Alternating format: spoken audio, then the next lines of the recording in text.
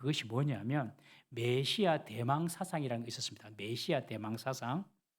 유대인들의 역사를 보면 정말 고난의 역사입니다. 그런 고난의 역사 가운데 우리를 해방시킬 수 있는 그런 메시아가 언젠가 나타날 것이다. 그래서 늘 메시아 구원자에 대한 대망 사상이 유대인들에게 있었습니다.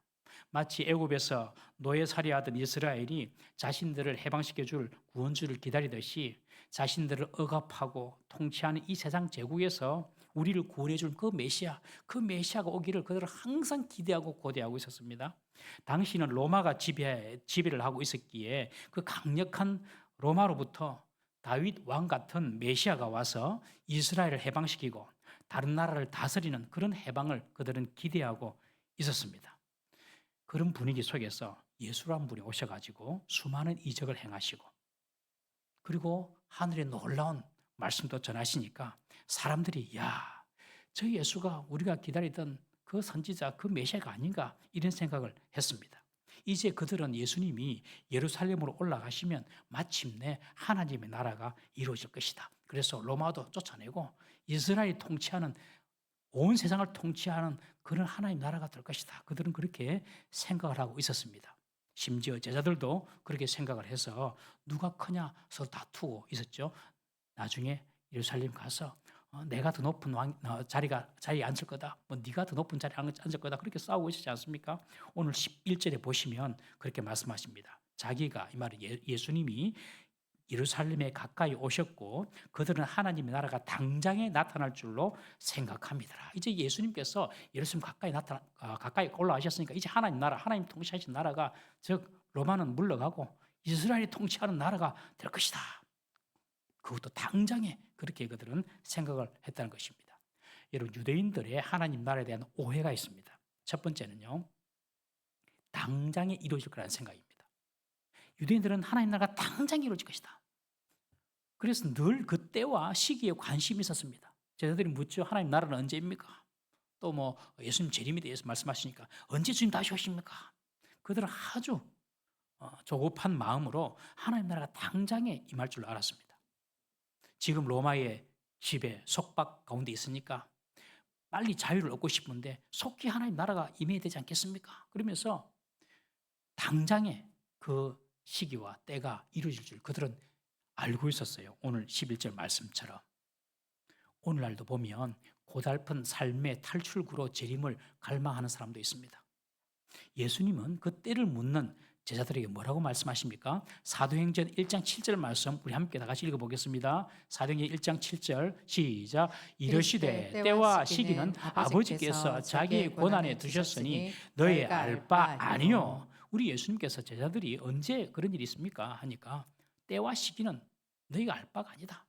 딱 못 박으셨어요. 여러분 예수님께서 언제 재림한다 그 때를 주장하고 그 시점을 말하는 사람은 전부 다 거짓말들입니다. 거짓말이들. 동의하십니까? 예수님께서 언제 올 때 다 됐다 막 예수님께서 막 그렇게 막 그때를 막 올 때를 강조하는 그런 재림의 때를 강조하는 사람들 믿으면 안 돼요. 신앙이 좋아 보이는 것 같죠? 여러분 그거 신앙 아닙니다, 여러분. 유대인들처럼 당장에 주님 때가 임할 것이다. 여러분 우리의 신앙은요. 때의 문제가 아니라 주님과의 관계의 문제로 풀어나가야 됩니다. 때의 문제가 아니라 주님과의 관계의 문제로 풀어나가야 돼요. 우리가 늘 오늘도 성령 가운데 살고 있는가 아닌가 늘 내가 주님을 민감하게 느끼고 주의 음성을 듣고 순종하고 살고 있는가 그 주님과의 관계에서 문제를 해결해 나가야지 언제 주님이 오시나 그때가 언제나 막 조사해가지고 막 언제 오실 것이다. 여러분 그렇게 신앙생활 하는 것은 병든 신앙입니다. 잘못된 신앙입니다. 재림의 문제는 시간으로 풀 것이 아니라 뭐로 풀어야 된다고요? 관계로 풀어야 된다. 여러분 오늘 밤에 주님께서 오셔서 혹은 오늘 밤에 우리가 세상을 떠나서 주님을 만난다고 상상을 하면 어색하세요? 어색하지 않으세요? 어색 안 해야 됩니다. 어색하신 분들은 조금 자기의 신앙을 돌아보셔야 돼요. 어색 안 해야 됩니다. 이렇게 관계로 만들어지는 것이지 그때가 언제나 당장에 이게 아니란 거죠. 두 번째로 유대인들이 생각한 하나님 나라는요, 그들이 잘못된 하나님 나라에 대해서 오해가, 두 번째는 다윗 왕국처럼 실제로 눈에 보이는 제국으로 하나님 나라를 생각했습니다. 로마나 옛날 다윗 왕국처럼 이스라엘이 온 세상을 지배하는 그런 패권국가가 될 것이다. 이런 눈에 보이는 하나님 나라를 그들은 기대하고 기다렸던 것입니다. 그러나 예수님은 그렇게 말씀하십니다. 하나님의 나라가 여기 있다, 저기 있다 말할 수 있는 것이 아니다. 하나님 나라는 너희 속에 있다. 너희 속에 있다는 말이 무슨 뜻이라고 했죠? 너희 속에 있다. 우리 마음에 있다. 옛날에는 그렇게 해석했는데 요새는 그렇게 해석 안 하고요. 왜냐하면 바리새인들 마음속에 하나님, 예수님 계시진 않았잖아요. 그러니까 바리새인에게 둘러싸여 있는 예수님, 너희 속에 바로 내게 있다는 거죠. 그 예수님에게 하나님 나라가 임한 거예요. 예수님이 하나님 나라의 본체이십니다. 예수님께서 주인 되시고 예수님 말씀에 순종하면요, 그것이 바로 하나님의 나라가 되는 것입니다. 너희 속에 있다. 이 말은 지금 내 주위에 둘러싸고 있는 너희들 속에 내가 지금 있거든, 예수님이. 예수님께서 바로 하나님 나라라는 것입니다. 여러분, 우리가 예수님을 주인 삼고 예수님 말씀을 순종하고 살면 그것이 하나님 나라가 됩니다. 가정에서 주님을 주인으로 삼으면 가정이 하나님 나라가 천국이 됩니다. 주님께서 남편을 다스리시면, 주님께서 아내를 다스리시면, 주님께서 부모를 또 자녀를 다스리시면 그 가정이 하나님 나라가 되는 겁니다, 여러분.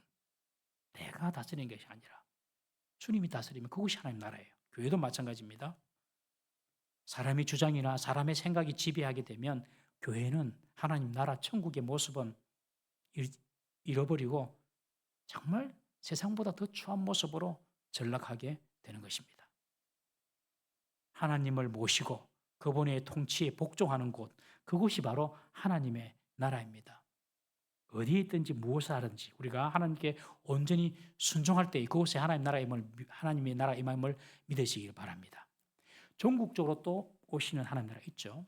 세 번째로 그들이 하나님 나라에 대한 오해는요, 하나님 나라는 예수님의 초림으로부터 시작이 되었습니다. 예수님께서 오시자 회개하라, 천국이 가까웠다 말씀을 하셨죠. 그 천국의 완성이 바로 예수님의 재림으로 이루어집니다. 그 재림의 징조를 성경에 기록해 두었어요. 천재지변이 일어나고 처처의 기근과 지진과 전쟁이 일어납니다. 요한계시록에 보면 천사들이 7인을 뗍니다. 그리고 7나팔을 붑니다. 그리고 7대접으로 심판을 합니다. 여러분, 7인, 7나팔, 7대접, 이 심판의 대상은 누군가요? 성도들입니까? 하나님을 따르지 않는 무리들입니까? 하나님을 따르지 않는 무리들입니다. 분명히 아셔야 됩니다. 그리고 7인, 7나팔, 7대접, 이것이 다 다른 심판이 아닙니다. 계속 반복되는 것을 말씀해 주는 거예요. 반복되는 거. 예수님께서 마지막 올 때가 되면은 이제 계속해서 이 재앙들이 더 점층적으로 강도가 심해진다는 거예요. 그러니 이런 재앙이나 천재지변들의 문제를 보고 주님께서 가까이 올 때가 되었다 깨닫는 거죠. 그래서 7인, 7나팔, 7대접 심판은요, 경고성 재앙입니다. 주님 오실 때 가까이 되었다. 옛날에도 지진이 있었습니다, 여러분. 그런데 지금은 그 지진이 더 빈번해진다는 거죠. 그리고 더 강력해진다는 거죠. 지난 10년 동안 일어났던 지진이나 재앙, 그리고 지난 100년 동안 있었던 천재지변과 비교해 보면요, 지난 10년이 훨씬 자주 일어나고 훨씬 더 강력해지고 있습니다. 이 말이 무슨 말입니까? 계속해서 보여주시는 거예요. 더 강력하게, 더 자주. 그러면서 말세 때가 가까이 오고 있다. 이미 이런 말세는 지금 말세 때에 들어온 것 같습니다, 여러분. 이미 들어왔어요. 여러분, 하나님의 나라는요, 마치 겨자씨 나무가 자라듯이, 그리고 누룩이 빵에 들어가서 빵을 부풀게 하듯이 하나님 나라 임합니다. 무슨 말입니까? 나무가 자라는 거 보입니까? 안 보입니까?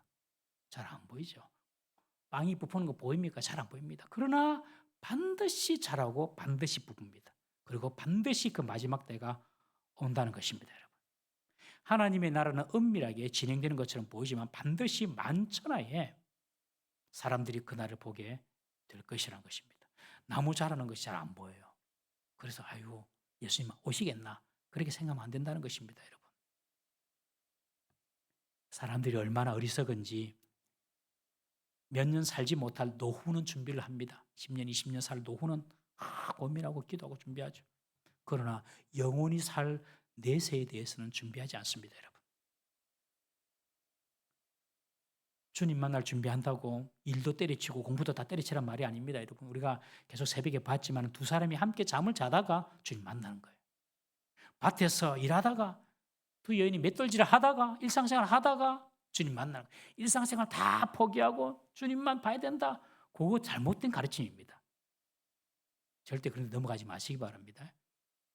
주님의 때는요, 그 때의 문제가 아니라 관계의 문제라고 말씀드렸잖아요. 여러분, 우리는 언젠가 먼 미래에 재림하실 예수를 믿습니다. 그렇게 먼 미래가 아닐 수도 있습니다만 어쨌든 미래에 오실 예수님을 우리는 바라보고 믿습니다. 그러나 우리는 미래에 오실 예수님만 바라보고 사는 사람이 아닙니다.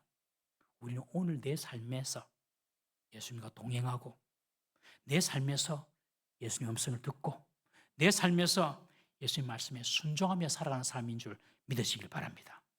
주님께서 내 삶에서 하신 말씀 오늘 순종하는 거예요.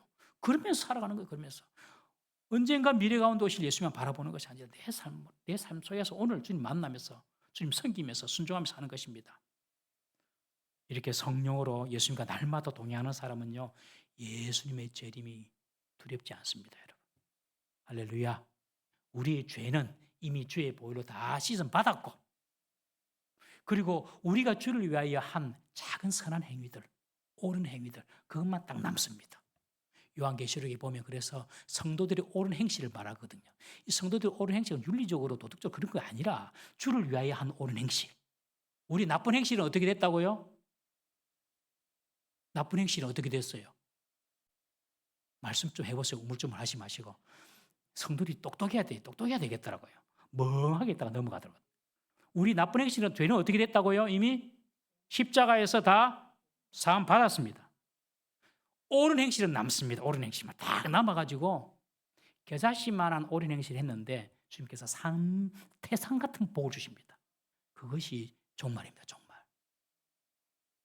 여러분 남은 인생 정말 주를 위해서 열심히 살아야 될 줄로 믿습니다.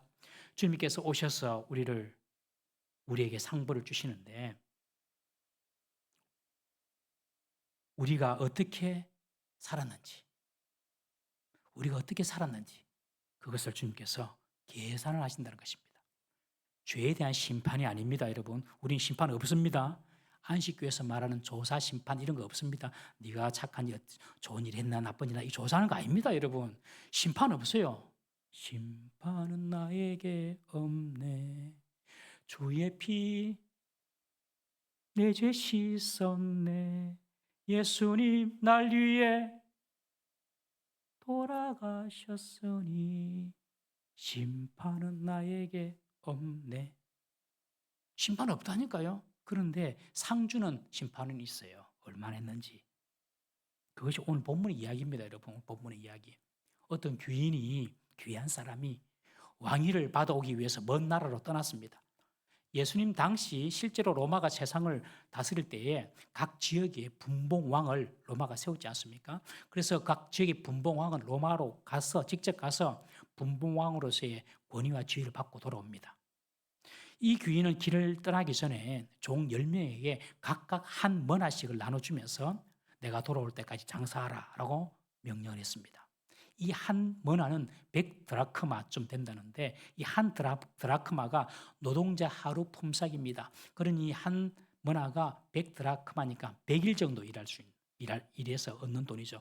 오늘날 대충 따지면 한 1,000만 원 정도 되는 그런 돈을 다 주면서 열종에게 장사해라 내가 돌아올 때까지 그렇게 명령을 합니다. 10명의 종들이 각각 한 머나씩을 받았다는 것은 주님께서 우리 모두에게 동일한 사명과 기회를 주셨다는 거예요. 여러분 목사에게만 사명을 주신 것이 아니에요. 여러분들에게도 다 사명을 주셨어요. 장로님들, 권사님들, 집사님들, 성도들, 주일학생들, 여기 있는 우리 초등학생까지 다 주님께서 사명을 주셨다는 거예요. 동일하게.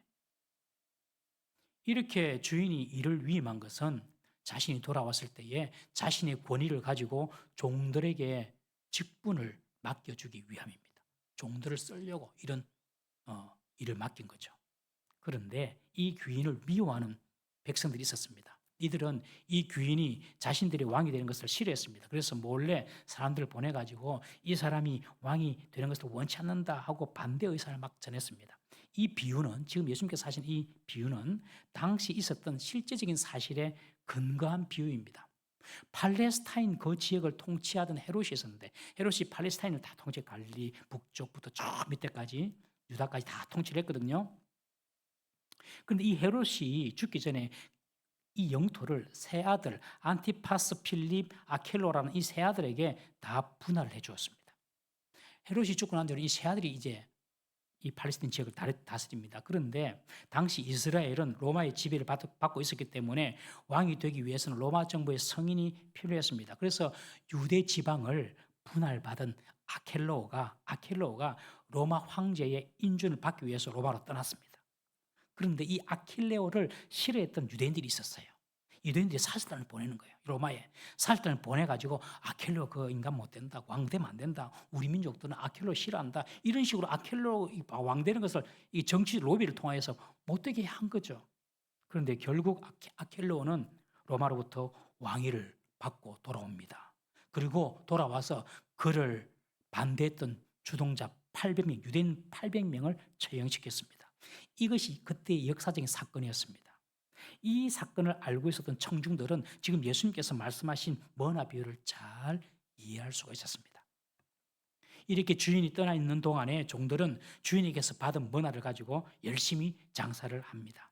마침내 귀인이 왕위를 얻어가지고 돌아왔습니다. 돌아온 귀인은 결산을 위해서 종들을 불렀습니다. 첫째 종이 왔습니다. 주인님, 한 머나 주셨는데 내가 열심히 장사해서 10머나 남겼습니다. 10배, 10배. 주인이 말합니다. 잘했다, 착한 종아 라고 칭찬하면서 너에게는 10골 다스리는 권세를 주겠다. 10골. 왜 이제 왕이 됐으니까요. 10골 다스리는 권세를 주겠다. 10머나는요. 그 10머나는 주인이 챙겼나요? 아니요. 그대로 줬어요. 그 종에게. 그대로. 둘째 종이 왔습니다. 주인님, 나는 5머나를 남겼습니다. 5배 남겼습니다. 이 정도 칭찬을 받고 주인이 5골 권세를 주었습니다. 여러분, 다르게 줬죠. 10개 주고 10골, 5골. 여러분, 다르게 준다고 차별이 아닙니다. 일한 만큼 준 것입니다. 이것이 공평한 것입니다.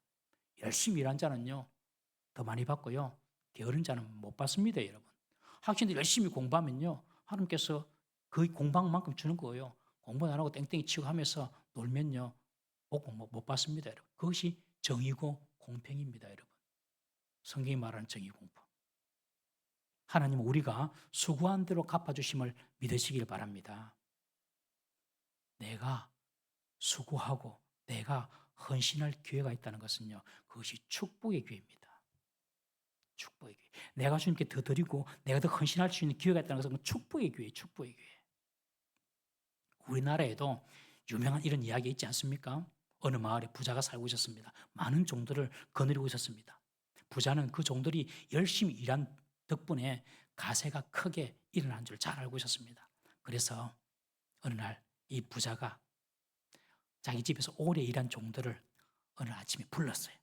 불러가지고, 얘들아, 너희들이 우리 집에 와서 참 열심히 일을 했는데 내일 내가 너희에게 자유를 주겠다. 그러면 집으로, 너희 고향으로 돌아갈 수 있다. 이 종들이 너무너무 기뻤습니다. 그런데 한 가지 부탁했다. 오늘 하루 동안 한 가지 일만 더 해라. 뭡니까? 그러니 주인이 집 몇 단을 주면서 오늘 새끼를 좀 꽈라, 새끼. 새끼를 꼬는데 다 알지? 넘어갈까, 얘? 계속 할까, 얘? 예.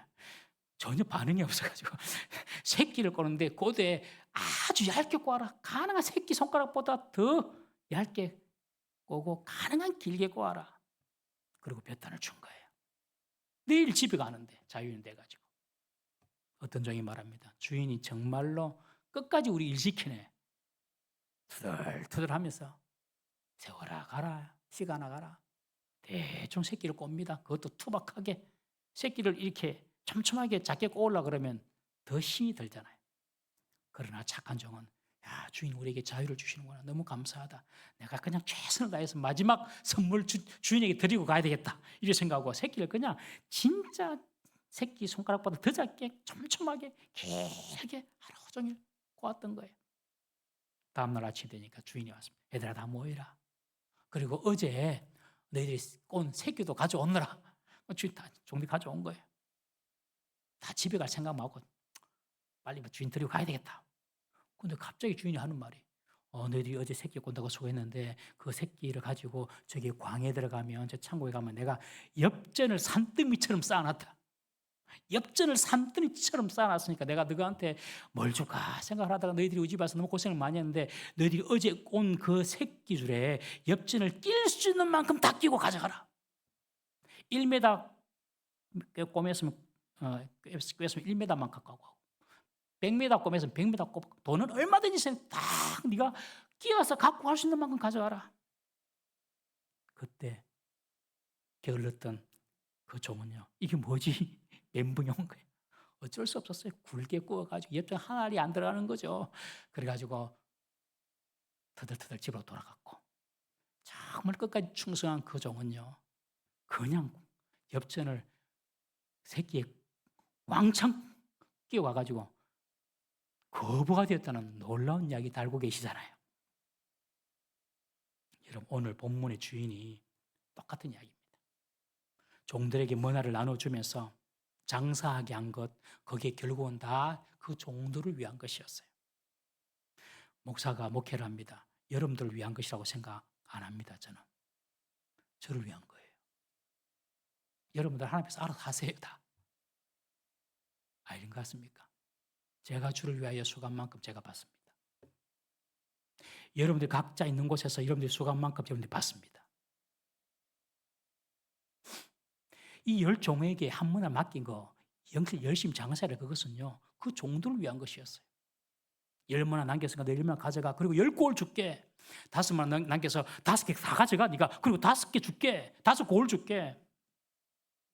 종들은 그들이 남긴 것을 모두 자신의 선물로 받고 주인과 함께 고을을 다스리는 권세까지 받았습니다. 그런데 세 번째 종은 달랐습니다. 이 종은 받은 머나를 수건에 사두었다가 그대로 가져왔습니다. 주인은 이 종을 악한 종이라고 책망하고 그에게서 한 머나를 빼앗아서 10머나 남긴 종에게 주라고 명령합니다. 그러니 말합니다. 주인님 10머나 이미 받았는데요. 그러니 주인이 하는 말이 있는 자는 더 받아 누리고 없는 자는 있는 것도 빼앗기리라. 10머나 받았다니까요. 자기가 일했는데 주인이 줬다니까요. 주인이 저 사람 10머나 이미 받았는데요. 그러니 주인이 있는 자는 더 받아 누리고 없는 자는 있는 것도 빼앗기리라. 한번 따라해 보시겠습니까? 있는 자는 더 받아 누리고 없는 자는 있는 것도 빼앗기리라. 그리고 왕위를 받아가지고 돌아온 귀인은 자신이 왕 되는 것을 원하지 않는 원수들을 모두 처형합니다. 이 비유에서 등장하는 귀인은 재림하실 예수님을 가르칩니다. 그리고 예수님이 왕이 되기를 싫어하는 자들은 사탄 마귀고 그 사탄 마귀를 따르는 세력들입니다. 주님이 다시 오시면 사탄 마귀는 영원한 불못의 심판을 당합니다. 지옥은 하나님께서 왜 만드셨냐면 이 사탄 마귀를 멸하기 위해서 만드셨습니다. 사람을 위한 것이 아니라 원래는 사탄 마귀를 멸하기 위해서 만드셨는데 마귀의 유혹과 마귀의 사주에 넘어간 그를 따르는 사람들도 같은 형벌을 받게 되는 것입니다. 사람들은 예수님께서 예루살렘에 올라가시면 로마 군대를 몰아내고 그리고 다윗 시대 같은 메시아 왕국을 세울 것이라고 그들은 기대했습니다. 당장에 그 나라가 이루어질 걸로 기대했습니다. 예수님께서는 이 비유를 말씀하시면서 하나님의 나라가 당장에 나타난 것이 아니야. 그것을 이 비유를 통해서 말씀하시고 어느 기간이 지나야 된다는 것을 암시해 주십니다. 그러면서 예수님께서 다시 오실 때는 각각 받은 사명을 어떻게 이루었는지 반드시 계산하시겠다는 것을 이 10머나 비유를 통하여 말씀해 주십니다. 여러분 주님이 다시 오셔서 계산할 때에 칭찬받는 종들이 있고 책만 받는 종들이 있습니다. 칭찬받는 종들은요, 있지만 더 받는 종들입니다. 책만 받는 종들은요, 있는 것도 빼앗긴 종들입니다. 뭐나 비유해서 특이한 것은 이 악한 종도 별다른 심판은 없다는 것입니다. 마태복음 25장의 달란트 비유에 보면 한 달란트 받은 악하고 게으른 종은 어두운 데서 슬피 울며 이를 가는 그런 저주가 있는데, 이 머나 비유에서는 그런 심판은 없습니다. 단 있는 것을 빼앗깁니다. 내가 받을 복 다 빼앗기는 거예요. 내가 잘 될 복 다 빼앗기는 거예요. 하나님이 내게 주신 것을 감사하지도 않고 하나님의 나라를 위해서 사용하지도 않으면 여러분들 있는 것도 빼앗깁니다. 여러분, 있는 것도 하나님이 주신 것도 빼앗기면서 살고 싶습니까? 아니면 받고 또 받고 또 받고 계속 받으면서 살고 싶으세요? 계속 받으면서 살고 싶으시죠, 그죠? 뺏기면서 살고 싶은 사람 어디 있겠습니까? 그것은 주님의 나라를 위해서 내게 주신 것을 가지고 충성하면 됩니다. 그러면 반드시 하나님은 계속 더 주십니다. 주님의 일을 하고 싶은데 능력이 없습니다. 주님 능력을 주십시오. 제가 하는 기도입니다. 제가 하는 기도. 주님, 제가 능력이 없습니다. 능력을 주십시오. 그럼 능력 주실 줄로 믿습니다. 주님, 돈이 없습니다. 주님 일을 하는데 돈이 없습니다. 그럼 돈 주실 줄로 믿습니다. 내가 건강이 없습니다. 주님, 주님 일을 하고 싶은데요. 그러면 주님께서 건강을 주십니다. 시간이 없습니다. 하나님, 주님을 위해 일을 하고 있는데 시간이 없습니다. 내게 시간을 주십시오. 그럼 시간 주십니다. 사람이 없습니다.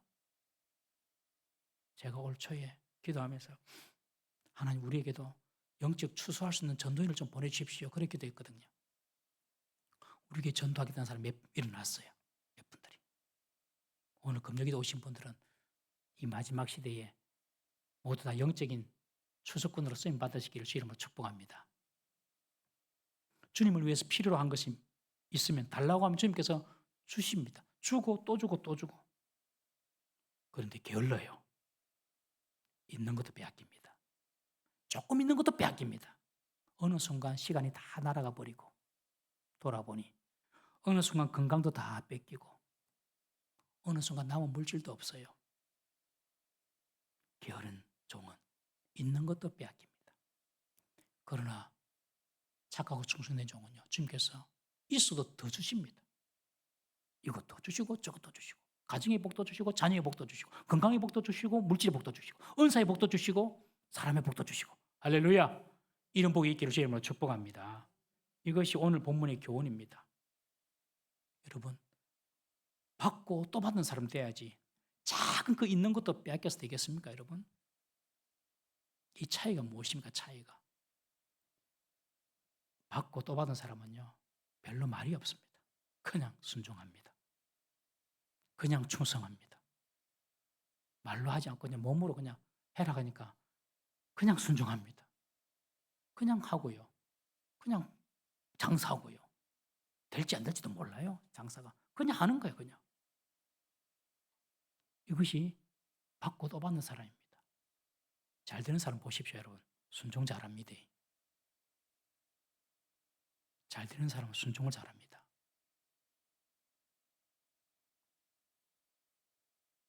아일 것 같습니까? 성경이 말하지 않습니까? 성경이.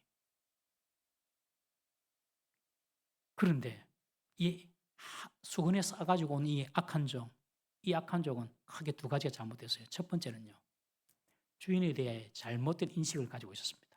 아주 큰 문제입니다. 주인에 대해서 잘못된 인식을 가지고 있어요. 21절 말씀 한번 읽어보겠습니다. 21절 시작. 이는 당신이 엄한 사람인 것을 내가 무서워함이라. 당신은 두지 않은 것을 취하고 심지 않은 것을 거두나이다. 당신은 엄하고 무서운 사람이에요. 내가 그거 알잖아요. 당신은 두지 않은 것에서 취하고 심지도 않으면서 거두려고 하는 그런 사람이에요. 이 종은요, 주인을 그냥 엄하고 자기 이익만 챙기는 사람으로 보고 있습니다. 그러니 손해가 나지 않도록 이 머나를 잘 보관했다가 가져왔다고 합니다.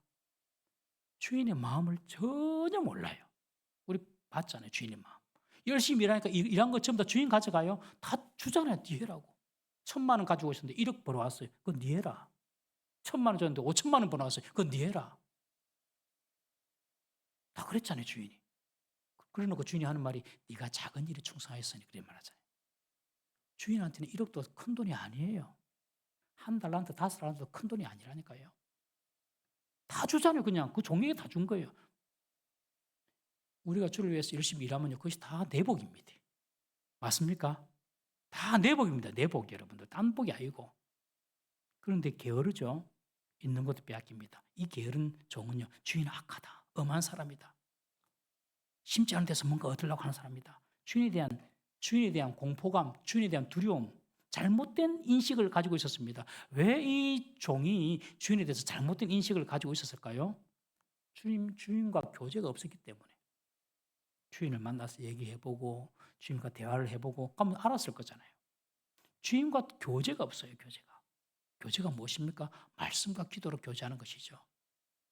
열심히 봉사하고 수고하는 것이 중요한 것이 아니라 주님과의 그런 친밀한 관계가 있어야 됩니다. 여러분, 신앙생활은 주님과 친밀한 관계가 있어야 돼요. 말씀 보고 기도하고 이것이 얼마나 중요한지 아십니까, 여러분? 말씀 듣는 것이 얼마나 중요한지 아십니까? 그 말씀을 통해서 하나님을 알아가는 거예요. 인격적으로 하나님을 경험하는 거예요. 말씀과 기도 없이 자기 생각으로, 자기 경험으로 하나님 믿으면요, 이 악한 종 되는 겁니다, 여러분. 여러분, 하나님을 무서워하지 않는다고 하나님을 함부로 대한다는 뜻이 아닙니다.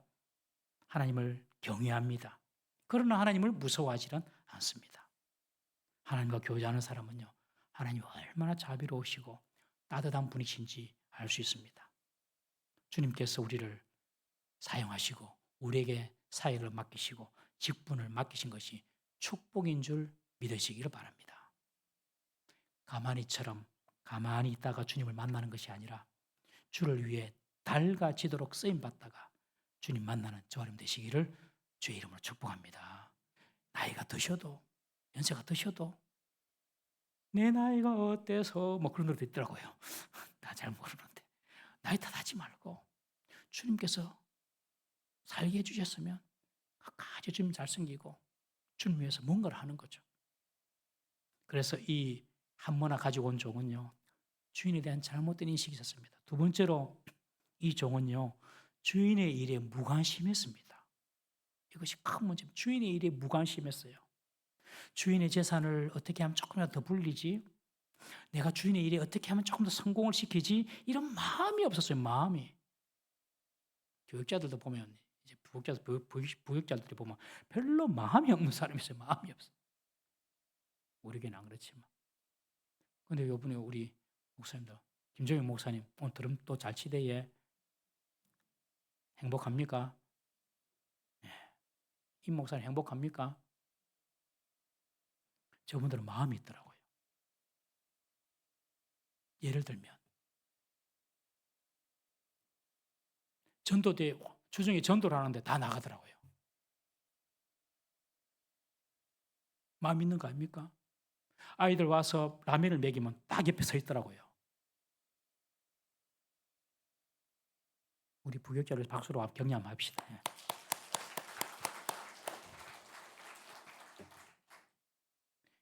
주님의 일에 마음이 없는 사람이 있어요.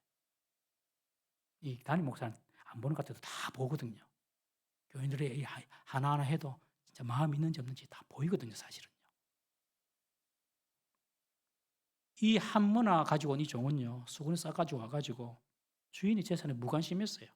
22절, 23절 말씀 한번 보겠습니다. 22절, 23절 시작. 주인이 이르되 악한 종아, 내가 내 말로 너를 심판하느니 너는 내가 두지 않은 것을 취하고 심지 않은 것을 거두는 엄한 사람인 줄로 알았느냐? 그러면 어찌하여 내 돈을 은행에 맡기지 아니하였느냐? 그리하였으면 내가 와서 그 이자와 함께 그 돈을 찾았으리라 하고 주인이 말합니다. 네가 정말 나를 생각해서 그랬냐? 네 말을 가지고 한번 체크해보자. 네가 정말로 잃는 것이 두려워가지고 그랬다면 은행에 맡겨가지고 이자라도 갖고 와야 될 거 아이가. 그렇게 주인이 말하는 거예요 지금. 이자라도 갖고 와야 되잖아. 너는 주인이 하는 일에 관심이 없어. 주인이 재산을 조금이라도 불리려고 그런 생각 자체가 없어. 다른 종처럼 10배, 5배 이거 원하지 않아요. 네가 정말 마음이 있다면 그냥 은행에 맡겨놔. 그리고 이자하고 갖고 일 하나도 안 해도 돼. 그래도 주인님 내가 뭐 재능이 없어가 실력이 없어가지고 은행에 맡겼어요. 이자 조금 갖고 왔습니다. 그래도 난 받아줄 건데 그냥 그 말 하시는 거죠. 이 종은요 주인의 일에 전혀 무관심한 종입니다. 여러분 우리가 똑같이 하나님을 믿고 신앙생활을 해도요 주의 일에 무관심한 분들이 있습니다. 올해 우리가 새롭게 시작하는 일이 얼마나 많습니까? 교회 일이. 목장을 열년별로 나누어가지고 몇십 년 만에 목장을 새롭게 시작했습니다. 주일 가정 예배를 50년 역사 없는 일을 지금 시작했습니다. 주일과 주중에 전도하고 주중에 성경 공부하고 다음 세대 위해서 전도 행사하고 4월에는 가족 초청 전도 행사하고 VIP 전도를 위해서 대상을 정해서 기도하고 그런데 교회가 이런 일을 하든지 말든지 나하고 상관없다. 그게 바로 관심 없는 사람입니다. 특히 올해는 우리 성도들의 교제와 공간과 교제의 공간과 그리고 다음 세대 공간을 확보하기 위해서 리모델링을 지금 준비하고 있습니다. 여러분. 교회 지하실이 10수년째 저렇게 방치되는데도 관심이 없어요. 그래야 되겠습니까, 여러분? 동네 땅 한 평이 얼마나 비싼데 저 거의 8, 90평 되는 100평 가까운 저 더 되나요? 그냥 섞이면 되겠습니까, 여러분? 우리 회개해야 됩니다, 여러분. 아무 말 안 하고 있으면 회개해야 됩니다. 내 땅이라면 그래 안 했을 겁니다. 내 땅이라면. 돌려가 써야지. 내 땅이라면. 여러분 땅이 100평 있는데 동네에 100평 있는데 그 가만 두겠습니까? 참고로. 우리 회개해야 됩니다. 이제 뭔가 좀 이렇게 하려고 하는데 관심이 없으면 되겠습니까, 여러분? 교회에서 뭐 좀 해보려고 그러면 뒤에서 궁시렁궁시렁하고 궁시렁궁시렁 왕이 궁에 들어갈 때 싫어서 하는 소리가 궁시렁궁시렁인데 왕도 아니면서 부정적이고 불평적인 소리하고 한번나 받은 종 됩니다, 여러분. 그러면 있는 것도 빼앗깁니다. 다 받았는데 죽으면 뭐 하겠습니까, 여러분? 다 뺏기는 거죠. 주님께서는 우리 각 사람에게 우리가 감당해야 될 사명과 본분을 다 주셨습니다. 제게만 주신 것이 아니라 장로님들에게만 주신 것이 아니라 다 주셨어요. 그리고 감당할 수 있는 능력과 은사도 주셨습니다. 주님께서는 그날 우리가 주님께서 맡겨주신 그 사명과 본분을 얼마나 잘 감당했는지 그날 결산을 하실 것입니다.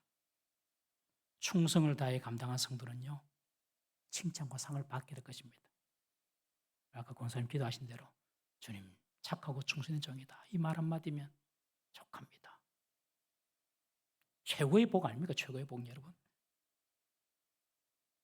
맡겨주신 본분과 사명을 망각하고 세상과 자신의 욕망에 사로잡혀서 살면요 책망받고 있는 것까지 빼앗깁니다.